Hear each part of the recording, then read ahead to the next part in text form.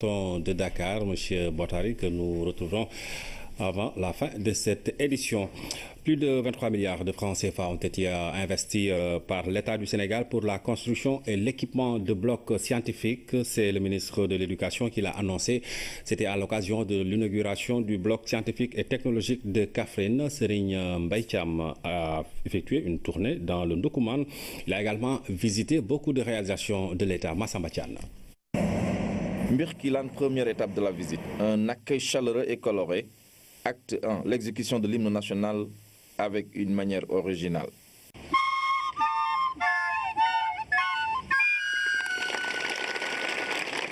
Dans la cour de l'établissement, cet imposant bâtiment construit par le conseil départemental. Ce bâtiment-là, c'est un sacrifice, monsieur le ministre, je dois l'avouer. D'abord, lors de notre vote du budget, j'ai renoncé à tous mes avantages financiers pour pouvoir faire ce bâtiment-là qui nous a coûté environ 50 millions. Les élèves et les professeurs des disciplines scientifiques sont unanimes. Cette réalisation a permis de réduire considérablement la valse des élèves entre plusieurs sites. Nous comptons 1207 élèves, 22 classes pédagogiques pour 19 salles physiques. Ce qui fait qu'aujourd'hui, alors peu de classes tournent. Lycée Babacar Kobar Ndaou dans la commune de Kaffrine, deuxième étape de la visite. Sous le charme de l'environnement scolaire que nous offre ce bois d'école. J'ai dit chaque fois que je verrai un espace vert, je clôturerai et je mettrai les moyens pour les encadrer. C'est pourquoi aujourd'hui nous avons cet espace. À Kaffrine, le centre régional de formation des personnels de l'éducation. Un joyau qui a coûté plus de 928 millions de francs CFA au service des enseignants.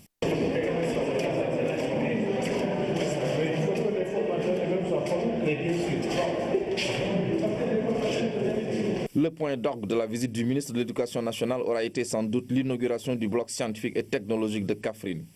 Un vrai bijou pour le Ndoukoumane, construit et équipé à hauteur de 385 millions de francs CFA. Nous vous remercions de nous avoir construit un si beau joyau, avec un équipement très moderne.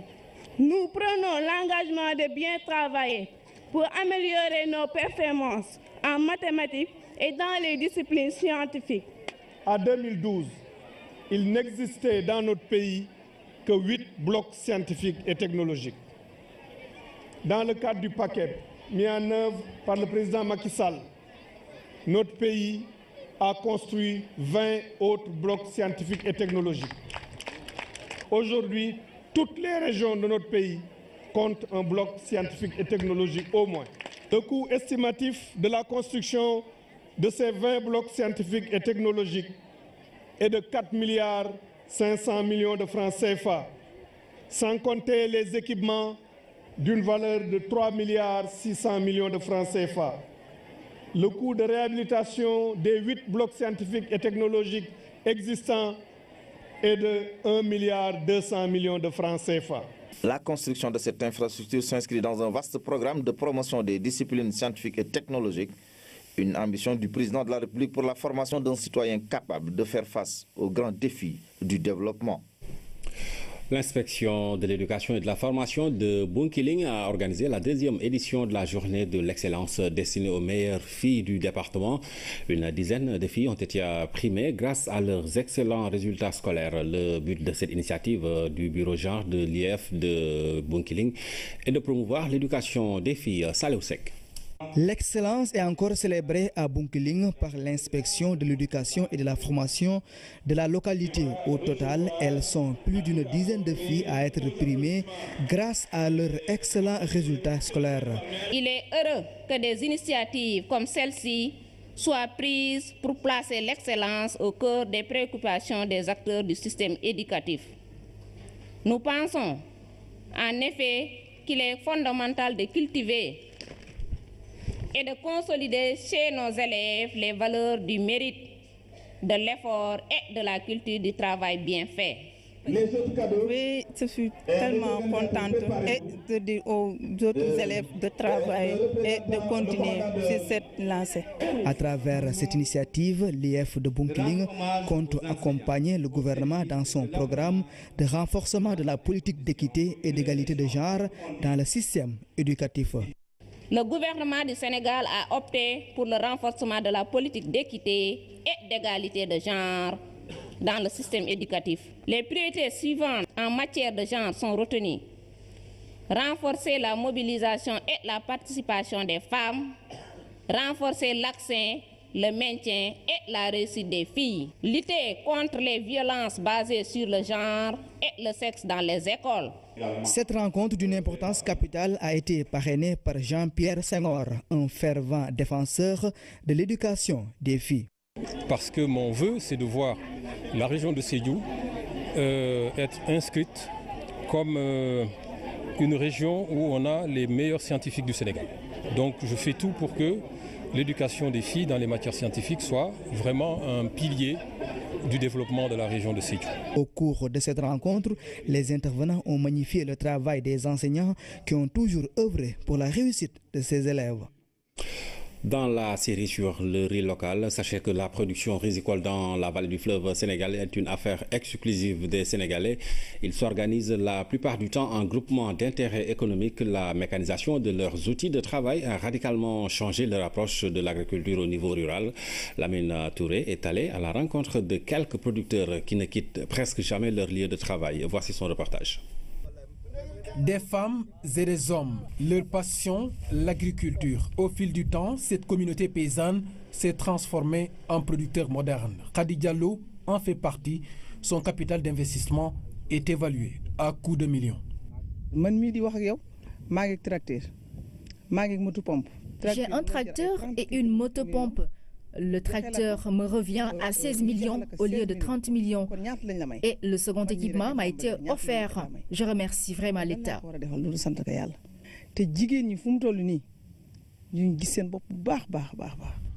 Dans la vallée du fleuve Sénégal, le paysan solitaire n'est plus d'actualité. Ici, ce sont de vraies organisations qui s'activent sur la filière riz. Il y a des productrices qui exploitent 110 à 200 hectares. À Tchagat, il y a plusieurs organisations qui s'activent dans l'agriculture. Des champs au conditionnement, la chaîne de valeur riz est tenue en partie par ces producteurs. Dans leurs outils d'activité, une innovation exceptionnelle, l'évaluation de fin de campagne.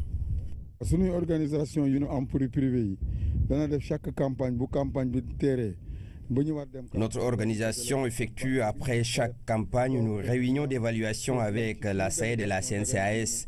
Il s'agit d'étudier les contraintes et opportunités liées à notre métier. Une stratégie de vie dans un secteur où la production reste encore capricieuse. Mais il faut noter que la tendance actuelle est à l'incorporation de nouvelles variétés à rendement élevé.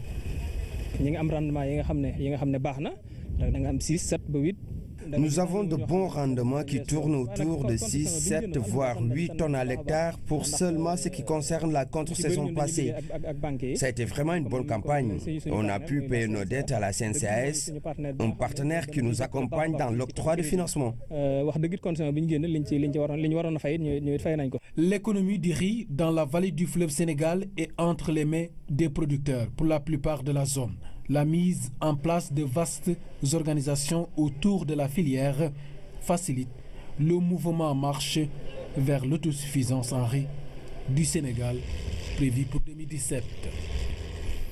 Toujours dans la vallée, depuis 2012, les fonds alloués au financement de la filière riz ont considérablement augmenté.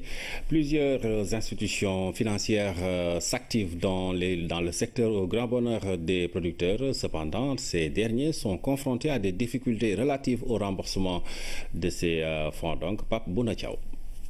Pour les précédents de campagne de la saison 2015-2016, pas moins de 20 milliards de francs CFA ont été mobilisés pour le financement de la production et de la commercialisation du riz de la vallée. Ce qui indique que dans la zone, les demandes de crédit sont élevées, mais elles sont correctement couvertes par les structures bancaires. Ces financements sont passés en 2012 sur les deux campagnes, bien sûr, de 3 milliards 2 à peu près à 9 milliards 6, disons-le, sur 2015-2016. Donc ça veut dire que de réels progrès ont été faits dans le financement de la production agricole et sur ça je parle particulièrement de la production de riz. Nous avons eu à faire beaucoup de financement dans le secteur agricole, notamment dans les équipements, dans la transformation, donc dans tout ce qui est l'acquisition de rizeries, donc dans tout ce qui est équipement, acquisition d'équipements de maraîchage, équipements de travaux d'aménagement. Donc nous en avons fait. Donc en tout et pour tout, disons que nous avons presque investi 9 milliards. Pour accéder au crédit, les producteurs doivent remplir un certain nombre de critères et disposer du visa technique de la SAED. Son visa technique voulait dire que donc, le producteur qui demandait le crédit existait avec un aménagement au niveau de la vallée du fleuve Sénégal. Il faut au moins être un producteur agricole, mais il faut disposer aussi d'une superficie cultivable, mais aussi il faut disposer d'une source d'irrigation, parce qu'ici on est en agriculture irriguée. Maintenant, tout ça permet déjà de créer les bases d'une possibilité d'accompagnement.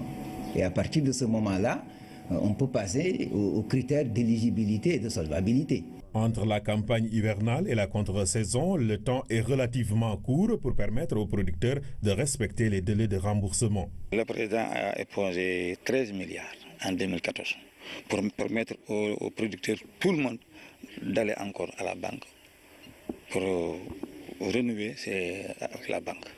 Ça a été fait. Il y a des groupements GIE, on ne peut pas les donner des crédits sans pour autant qu'ils nous remboursent leur crédit de l'année dernière. Il y a qui ont remboursé, il y en a qui ne sont pas. Oui. Le problème, c'est un problème entier. Si on se réfère à la campagne de contre-saison chaude de 2016, nous avions mis un financement à hauteur de 6,4 milliards ou 6,5 milliards. Sur ces 6,5 milliards, aujourd'hui en recouvrement, c'est un crédit qui est échu depuis le mois d'août, depuis le 25 août passé. Donc 6 mois après, on est à 77% de taux de remboursement. Ça veut dire qu'il reste encore beaucoup de choses à récupérer. Pour mettre fin à cette situation, une idée est agitée partout dans la vallée, l'annualisation des crédits. Aujourd'hui, ce que nous demandons, ce que les producteurs demandent, c'est l'annualisation du crédit. Que le producteur, donc dès le départ de la campagne, soit financé sur l'année, pour les deux campagnes, pour qu'il ne puisse pas avoir ces tracasseries par rapport donc, au délai de remboursement. Mais cela suppose aussi, pour que l'annualisation puisse au moins s'opérer convenablement, il va falloir parallèlement qu'on généralise la contractualisation de la production. Financer sur 9 mois, je crois qu'il est même difficile d'imaginer, de donner la possibilité encore à ce même producteur-là de boucler sa campagne, de récupérer les recettes de son activité et de redemander encore un autre financement alors que les recettes de cette activité-là sont encore par devers lui. Je crois qu'aujourd'hui, autant on est en train de réfléchir sur des mécanismes nous permettant de mettre au moins une ligne de financement sur les deux campagnes, mais même dans une situation pareille, on serait obligé aussi de demander un remboursement du cycle qui termine. La mise en place d'une compagnie nationale d'assurance agricole a permis d'appuyer les structures financières. Il s'agit pour l'État d'huiler le dispositif financier et de vaincre les réticences. C'est un produit qui est nouveau, qui a besoin de promotion, qui a besoin d'être accompagné, qui a besoin aussi de grandir. Et je pense que c'est un travail qui est déjà bien entamé. Plusieurs séances de travail sont tenues entre la banque, la SAED, la compagnie d'assurance et les organisations de producteurs pour soit réviser les niveaux de couverture ou bien discuter de la question de la prime, etc. Donc en cas de sinistre aussi, souvent l'assurance peut se retrouver dans des situations où elle encaisse une prime de 10 millions pour payer peut-être une trentaine de millions de sinistres.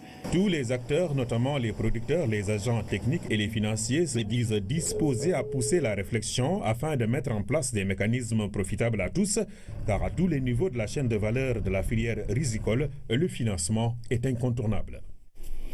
La rubrique santé se met aussi à l'heure du riz local au Sénégal. Le riz est l'aliment de base. Cet aliment a des valeurs nutritives importantes pour l'organisme. Il faut juste savoir le consommer avec modération pour les diabétiques et bien préparer. Ramasadem. Le riz importé ou riz local, le riz reste le même en termes d'apport nutritif pour l'organisme. En termes de valeur nutritive, le riz amène des glucides. Ce sont des céréales. Quand ça rentre dans l'organisme et que c'est métabolisé, ça donne du sucre. Il faut également savoir qu'on a beau aimer le riz, il n'existe pas de riz pour diabétiques. Il faut juste modérer sa consommation. La seule différence qu'il pourrait y avoir, ce serait un tout petit peu dans la façon de le cuisiner. Ce sont les goûts et les préférences personnelles. Au plan scientifique, c'est le même index glycémique. Mais aussi et surtout, j'en profite pour le dire, il n'y a pas de riz pour diabétiques ou de riz pour obèses ou non. Parce qu'il y en a qui pensent qu'en prenant le riz local, et qui sont diabétiques, ils peuvent en manger une grande quantité. Non, ça c'est une grosse erreur, malheureusement, et que l'on retrouve souvent. Même si on prend le riz local, qui est très bien par ailleurs par rapport au riz importé, sinon, qui est très bien, il ne faut pas non plus lui donner des vertus qu'il n'a pas. Il faut de toute façon limiter, faire la restriction chez le sujet qui est diabétique. Tout est également dans la préparation, car le riz en tant que tel a des apports nutritifs pour l'organisme. Il y a des lipides, des glucides, du sodium, du fer et d'autres vitamines indispensables pour notre corps. Chez l'individu sain, de façon générale, le riz en tant que tel, il est très bien, mais c'est sa cuisson qui pose problème. Si on fait du thieboudiène et qu'on ajoute beaucoup d'huile à cela, ça pose problème. Le gras va altérer, si vous voulez, les apports qu'on a avec ce riz-là.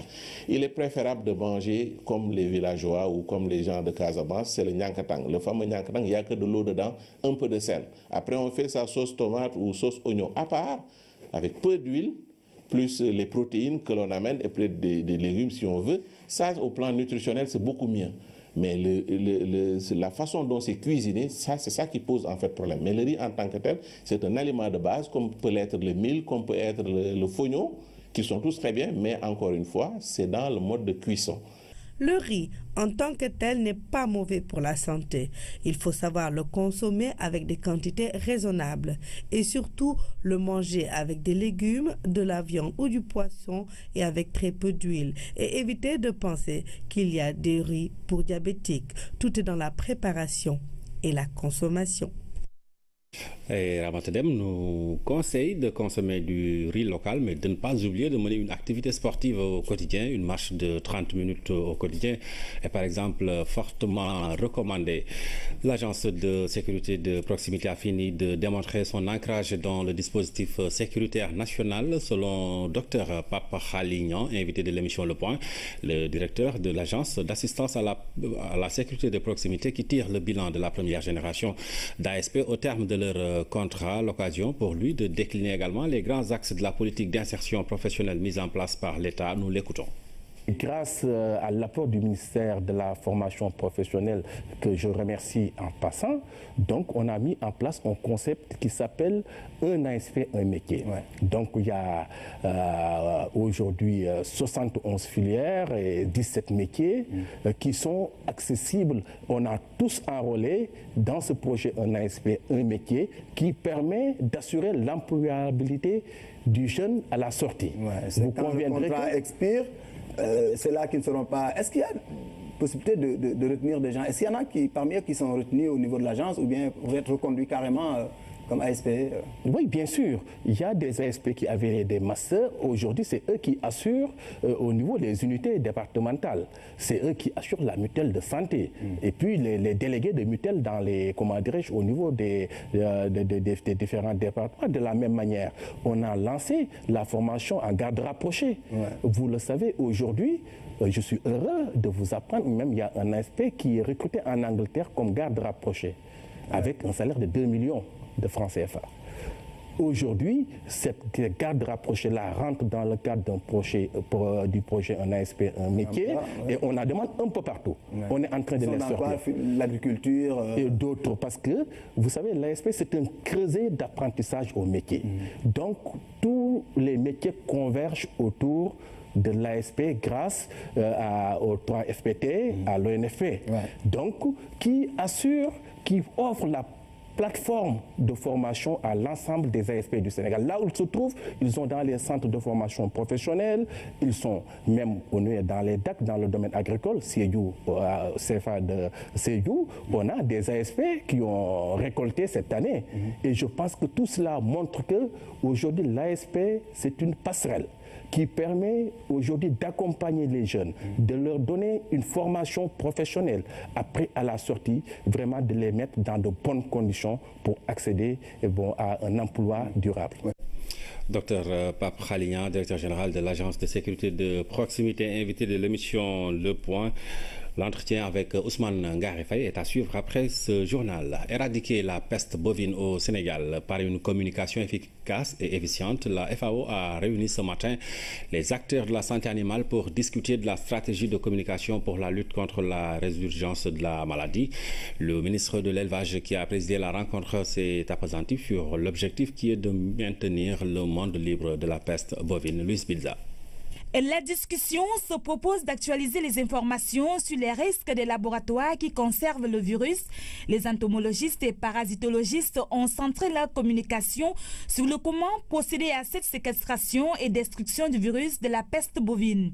Pour la FAO, il est plus que nécessaire de renforcer le système de surveillance afin de permettre la détection précoce de la maladie. Le volet communication pour le développement qui s'inscrit dans cette approche constitue une discipline essentielle du développement durable. Celle-ci engage directement les personnes, les communautés dans le processus décisionnel qui affecte leur vie et leur développement futur. Dans la phase post-éradication, la peste bovine n'existe plus que dans les laboratoires. Le risque de réintroduction du virus dans l'environnement naturel peut être facilement réduit. Il suffit de limiter de façon significative le nombre de laboratoires qui, dans le monde, détiennent encore du matériel contenant le virus de la peste bovine. La causerie est une aubaine pour les éleveurs, l'objet étant d'amener à changer d'approche ou de comportement vis-à-vis de leur bétail. Le troupeau du Sénégal constitue non seulement le budget, mais l'épargne de l'éleveur. C'est avec le troupeau que l'éleveur évalue ses biens au niveau des concessions. Donc, si aujourd'hui la FAO organise cet atelier, nous sommes très engagés. Le projet d'appui à la coopération pour les activités postérieures à l'éradication de la peste bovine dans le monde est, selon le ministre de l'Élevage, un son de cloche pour la surveillance sanitaire et le renforcement des capacités connexes dans le domaine de la santé animale. À présent, le nouveau défi est de maintenir le monde indemne de peste bovine. Et dans cette optique, la gestion post-éradication nécessite la mise en œuvre des mesures suivantes. La surveillance de la maladie, la mise en place de la banque régionale de vaccins et la mise en place d'un plan d'intervention d'urgence et la communication. La peste bovine est une des maladies animales les plus redoutées et qui, dans le passé, a fait des ravages et décimé les troupeaux de bétail et la faune sauvage en Afrique. L'éradication de cette maladie a été déclarée en juin 2011. Aujourd'hui, la stratégie adoptée par la FAO et l'Organisation mondiale de la santé animale vise à maintenir ce statut grâce à des activités de planification d'urgence. La mutuelle de santé de la Patte d'Oie vient d'enrôler quelques 400 femmes grâce au Fonds national de crédit pour les femmes. Cet effectif vient s'ajouter à 140 autres bénéficiaires déjà inscrites à la mutuelle. La garantie de la santé des femmes apparaît comme la plus grande sécurité au crédit. D'ailleurs, l'idée d'une adhésion à la CMU pour prétendre à un éventuel crédit a traversé les esprits Oumar Diaw. Elles étaient nombreuses à répondre à l'appel de la directrice du Fonds national de crédit pour les femmes. Pourtant, il n'était pas question de prendre un quelconque crédit ou alors ce serait un crédit pour la santé, un enrôlement dans la CMU. 400 cartes d'adhésion avec une cotisation annuelle de 3 500 francs CFA par personne en complément de l'inscription initiale de 100 adhérents il y a plus d'1 an déjà. Le centre de santé Nabil Chouker joue un rôle central dans la santé des populations des quartiers de la Patte d'Oie, de Grand Yoff, Grand Médine, Parcelles Assainies et même d'autres zones plus éloignées. Les autorités sanitaires et les élus locaux, comme les parlementaires présents, ont salué l'initiative du président de la République que Mme Sow traduit en actes. La maladie est l'ennemi de l'entrepreneuriat. La maladie constitue une entrave à l'activité économique. Celles qui bénéficient d'un crédit ont naturellement besoin d'avoir toute leur force pour mener les activités qui leur permettent d'engranger des ressources et de rembourser. Sécuriser la femme au plan sanitaire, la soustraire des risques maladies en la plaçant sous le parapluie de la CMU, c'est garantir d'une certaine façon le crédit. Il faut, à notre humble avis, étudier les voies et moyens d'une articulation, c'est-à-dire d'un mécanisme de couplage entre les activités des mutuelles de crédit et celles intervenant dans la CMU. Pourquoi alors ne pas conditionner l'accès au crédit à une adhésion à la CMU? Ce serait doublement avantageux. Pour protéger le crédit, que l'adhésion à un dispositif de couverture du risque maladie soit un préalable au bénéfice du crédit. Non pas pour compliquer la vie aux femmes, mais pour faire en sorte que la femme malade puisse se soigner rapidement et retrouver son activité qui lui permette de rembourser dans la dignité. Il s'agit là d'une voie non imposée mais à explorer après avoir aidé au relèvement du plateau technique de Nabil Choucair. Le Fonds national de crédit pour les femmes vient d'aider à l'enrôlement de centaines d'entre elles.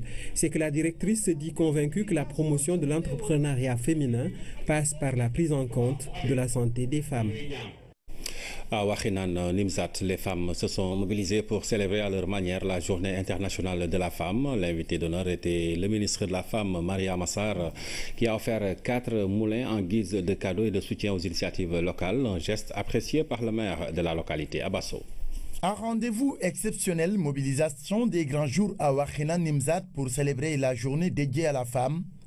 Le maire a communié avec toutes les actrices de développement de la localité. Le mémorandum présenté laisse apparaître quelques difficultés. Nous nous sommes toutes mobilisées derrière le maire pour adresser nos chaleureux remerciements à Madame le ministre Mariama Sarr. Il faut le signaler, nos difficultés se résument en une phrase. Avoir à notre disposition du matériel de production et de transformation. Elles ont implanté des projets.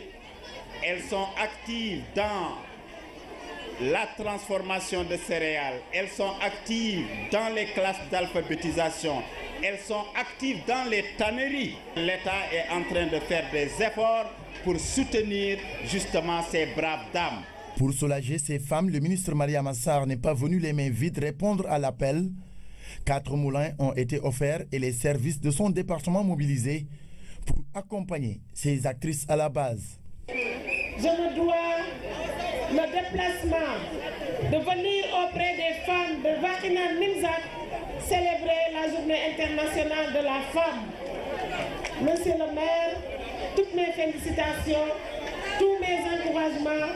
Je réitère encore ma disponibilité, celle de toute l'équipe du ministère de la Femme, de la Famille et de l'Enfance pour vous accompagner dans ce travail important pour ces populations de Wakhinane Nimzatt dont vous êtes le maire. Lii dafay wane ne ci ndigalu président de la République son excellence monsieur Macky Sall na Racine Talla nekk bonne fête à toutes les femmes du département de Guédiawaye. Ces projets annoncés visent plus d'autonomisation à travers la mise en place de plusieurs projets économiques et sociaux. Wakhinane Nimzatt veut jouer sa partition pour qu'à l'horizon 2030, le concept 50-50 soit une réalité. L'association Sopnabi de la commune de Zac Mbao a rendu hommage à la présidente du Conseil économique et social. C'était à l'occasion du 8 mars. Ces femmes l'ont choisie comme marraine pour son parcours et son engagement. Cheikh Bamba Gueye. Forte mobilisation de l'association Sopnabi de la commune de Zac Mbao pour accueillir leur marraine. Ces femmes, toutes de blanc vêtues, ont célébré la journée internationale de la femme à leur façon. Elles ont choisi Madame Aminata Tall, présidente du Conseil économique, social et environnemental, comme marraine pour rendre hommage à la femme sénégalaise. La présidente de l'association Sopnabi est revenue sur le choix marqué par ses qualités et ses valeurs, des critères qui ont été bien posés, raison suffisante pour choisir Madame Aminata Tall comme marraine de cette édition. Je suis très heureuse de ce choix fait sur moi pour être marraine de cette édition du 8 mars que vous célébrez. Vous êtes des femmes de valeur, des femmes de qualité. Au Sénégal, nous avons des femmes modèles sur qui on peut s'inspirer. Donc, je vous remercie de ce choix, car les critères ont été vraiment rigoureux. C'est un honneur fait à toutes les femmes. ak yonent bi sallallahu alayhi wa sallam di leen sant. Pour terminer, devant l'assistance composée entre autres d'imams, de délégués de quartier, d'autorités municipales et plusieurs autres invités et membres de l'association Sop Nabi, Madame Aminata Tall a lancé un appel pour un Sénégal de paix et de stabilité et a redoublé d'efforts dans la culture de l'éthique et du civisme. L'actualité internationale sous forme de brèves illustrées. Nous irons au Cameroun et en Syrie, mais démarrons par la Gambie. La campagne pour les législatives a débuté ce mercredi. C'est le premier scrutin législatif après le départ de Yaya Jammeh. C'est un récit de Seydina Lutfal. 239, c'est le nombre de candidatures acceptées par la commission électorale gambienne pour le scrutin législatif du 6 avril, le premier de l'ère post-Jammeh. L'Assemblée nationale gambienne compte 53 députés, 48 élus et 5 nommés par le président pour un mandat de 5 ans. La campagne pour les législatives a démarré ce mercredi. Elle se poursuivra jusqu'au 4 avril. Une vaste opération de ratissage le long de la frontière camerouno-nigériane a permis de libérer plus de 5000 personnes prises en otage par Boko Haram. C'est ce qu'a affirmé le gouvernement camerounais. Une soixantaine de terroristes auraient été tués. Côté militaire, on ne déplore aucune perte. Les otages libérés, en majorité des femmes, des enfants et des personnes du troisième âge, ont été conduits en territoire nigérian. Damas, la capitale syrienne, a vécu l'horreur ce mercredi. Un double attentat a fait au moins 25 morts et de nombreux blessés. Ces décès viennent alourdir le bilan de 6 années de guerre qui ont fait plus de 320 000 morts et plus de 11 millions de déplacés et de réfugiés. Le conflit syrien est considéré comme le plus meurtrier depuis le début du XXIe siècle. Je vous l'annonce en début de journal, l'invité du 20h, c'est Sébastien Bottary, c'est l'organisateur du marathon de Dakar. Bonsoir. Bonsoir, M. Traoré. Alors avec vous, nous allons bien sûr parler du marathon qui aura lieu les 15 et 16 avril 2017. Nous sommes exactement à 30 jours de l'événement. Alors pourquoi ce marathon de Dakar? Quels sont les objectifs visés à travers une telle compétition? Très bien, je vous remercie M. Traoré de m'inviter. Effectivement, comme vous l'avez dit, nous sommes aujourd'hui à J-30. Nous avons démarré une campagne d'inscription il y a de cela quelques mois. Et donc, si vous voulez, je vais un petit peu expliquer le week-end sportif et familial que nous avons mis en place. Le 15 avril, donc, il y aura 3 courses. Une première course à 9h réservée aux femmes à partir de l'âge de 14 ans, qu'on appelle la Dakaroise. Je précise que les frais d'inscription sur cette course, qui sont de l'ordre de 1500 francs, eh bien, sont reversés en totalité à la recherche contre les cancers féminins à travers un partenariat que nous avons mis en place avec la LISCA et suivi de 2 courses juniors, un 3 km et un 2 km. Voilà, le but de samedi, c'est d'une part courir pour une cause. On va avoir 4000 femmes qui vont déambuler sur le boulevard de Gaulle et ensuite des enfants parce que nous sommes sur du festif. Le dimanche 16 avril, nous avons donc 3 courses, le 10 km, le semi-marathon et l'épreuve reine, le 42-195, le marathon de Dakar. D'accord, alors nous sommes à 30 jours de l'événement, je le disais, donc oui. Vous en êtes où avec les préparatifs? Est-ce que tout Écoutez, aujourd'hui les préparatifs vont bon train, les inscriptions fonctionnent à plein tube. D'ailleurs, j'en profite de ma présence ce soir pour dire qu'il ne faut pas attendre la dernière minute pour s'inscrire, sinon il risque d'y avoir des déçus. En ce qui concerne notre tracé, puisque c'est quand même très important de savoir un petit peu, si vous voulez, où va se dérouler cette course, nous avons mis en place un tracé qui va permettre de mettre en valeur la ville de Dakar.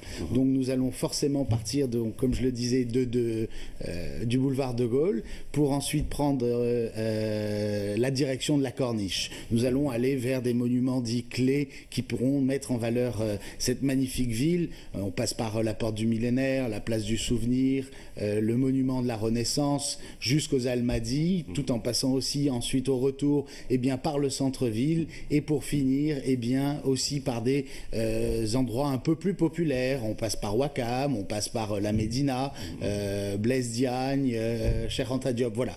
Donc il y a un mélange, je dirais, de populaire mais aussi de très belles images que nous allons pouvoir filmer lors de ce week-end sportif. Alors justement, vous avez parlé d'une magnifique ville, oui. En parlant de Dakar, vous parlez de ces belles images.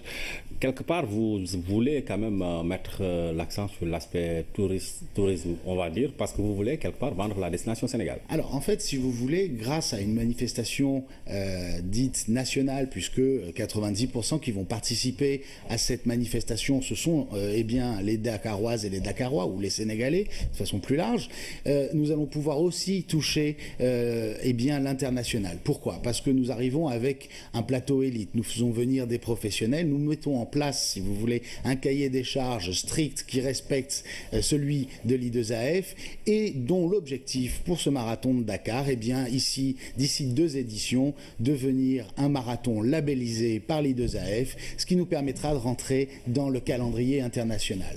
Donc effectivement, à travers des images que nous allons produire lors de ce week-end, nous allons pouvoir toucher, eh bien, je dirais, la planète running. Et puis voilà, c'est un côté positif, montrer les atouts de cette magnifique ville à travers évidemment la Corniche et d'autres endroits comme je l'ai cité. D'accord. Et parmi les athlètes qui sont attendus, est-ce qu'on peut avoir une idée des grands noms qui seront à Dakar? Alors aujourd'hui, on est en train de finaliser notre plateau élite. Nous organisons un certain nombre de manifestations sportives sur le continent. On va avoir 20 athlètes qui vont venir compétir lors de ce week-end avec un objectif qui est de faire entre 2,12 et 2,14, donc un vrai temps. Sur le plan sportif, c'est très important pour qu'on parle de nous à l'international. Il faut vraiment un plateau sportif relevé. Je ne pourrais pas vous donner de nom ce soir, mais il y aura de très bons noms qui vont venir sur cette course, du moins au départ de cette course. Nous l'espérons. Sébastien Bottary, en tout cas, bonne continuation. Je vous remercie. Vous êtes l'organisateur du marathon de Dakar qui aura lieu les 15 et 16 avril 2017 et que vous étiez là pour nous parler du contenu de ce programme. Merci à vous. Merci à vous. Le groupe de la Banque africaine de développement met à la disposition du Sénégal et de la Mauritanie un financement de 26 milliards 700 millions pour le projet de construction du pont de Rosso sur le fleuve Sénégal. L'accord de financement qui couvre les 46% du coût global de l'ouvrage a été signé ce soir même au ministère des Finances. Écoutons à ce propos Amadou Ba, c'est le ministre de l'économie et des Finances au micro de Mamadou Samambo. En effet, ce projet d'infrastructure régionale d'un coût total de 57 milliards 482 millions constitue une réponse favorable à une vieille doléance des populations sœurs du Sénégal et de la Mauritanie, en particulier celles riveraines du fleuve Sénégal. En effet, dès son accession à la magistrature suprême, son Excellence M. Macky Sall, président de la République, a-t-il fait de la réalisation du pont de Rosso une priorité afin de faciliter et d'accroître sensiblement les échanges entre nos partenaires de l'Afrique, en Afrique de l'Ouest et du Nord, dans une perspective de promouvoir l'émergence de notre pays. Cette infrastructure moderne, répondant aux normes et standards internationaux, va grandement améliorer les conditions de transport des personnes et des biens entre le Sénégal et la Mauritanie, avec un effet direct sur le relèvement du niveau des échanges économiques entre nos deux pays. En outre, le pont de Rosso constitue un chaînon essentiel sur le corridor transafricain, Lagos, Dakar, Nouakchott, Tanger, Le Caire. C'est donc un choix politique fort des deux États qui vise à renforcer l'intégration et la coopération en Afrique. Voilà, Mamadou Samambo reviendra sur cette cérémonie de signature de convention entre le ministère des Finances et la Banque africaine de développement pour la construction du pont de Rosso. Pour terminer, le sport et le football, l'Assemblée générale de la Confédération africaine de football s'est ouverte ce mercredi à Addis Abeba en Éthiopie. Mais tous les yeux sont rivés sur l'élection du président de l'institution. C'est demain jeudi. Le Camerounais Issa Hayatou fera face au Malgache Ahmad Ibrahima Mboup. L'Afrique du football retient son souffle. Le face-à-face Issa Hayatou Ahmad dans la capitale de l'Union africaine suscite intérêt et passion. Le président sortant s'accroche à son fauteuil et brigue un 8e mandat. Plus que jamais, Issa Hayatou pense être toujours utile à la CAF malgré son âge assez avancé et sa longévité au poste.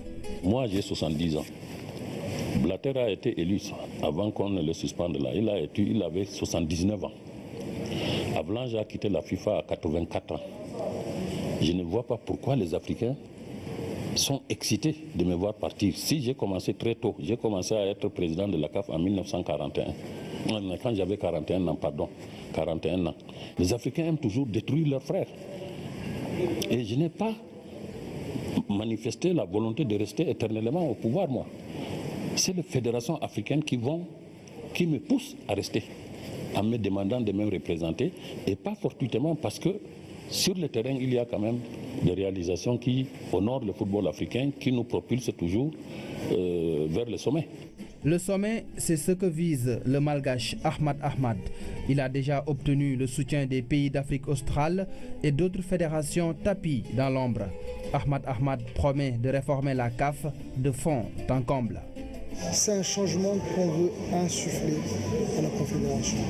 À part évidemment le changement dans l'administration, il faut que maintenant, il faut suivre l'évolution du monde.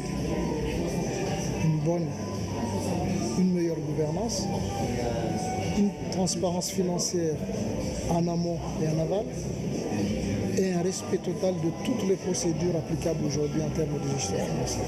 La candidature d'Ahmad Ahmad laisse de marbre Issa Hayatou. Il garde espoir et reste confiant. Ça ne m'inquiète pas. La candidature d'Ahmad ou de n'importe qui ne m'inquiète pas parce que la CAF, c'est un bien qui appartient à tout le monde. Si jamais je ne suis pas élu président de la CAF, je rentre chez moi. Je ne suis pas un chômeur au Cameroun. J'aurai quelque chose à faire. Donc, il ne faut pas qu'il s'imagine que c'est vraiment ma vie. Je ne vais pas lui étaler ma vie au niveau de la Confédération africaine de football. Donc, c'est tout à fait normal. Si Ahmad gagne, je vais applaudir. S'il veut que je l'aide, je l'aiderai même en tant que conseiller. Mais ce n'est pas, comment on dit, il ne faut pas que les gens croient que ça va m'affecter outre mesure, non. Ce sont les présidents de fédération des 54 pays membres qui élisent le patron de la CAF. Un vote à bulletin secret, la majorité des voix est fixée à 28. Issa Hayatou, Ahmad Ahmad, un match indécis. Le match Issa Hayatou Ahmad Ahmad, c'est donc demain à Addis Abeba. Après l'élection, l'un des deux sera le nouveau président de la Confédération africaine de football. Voilà qui met fin à cette édition. L'émission Le Point, c'est juste derrière. Passez d'excellents moments en compagnie des programmes de la RTS.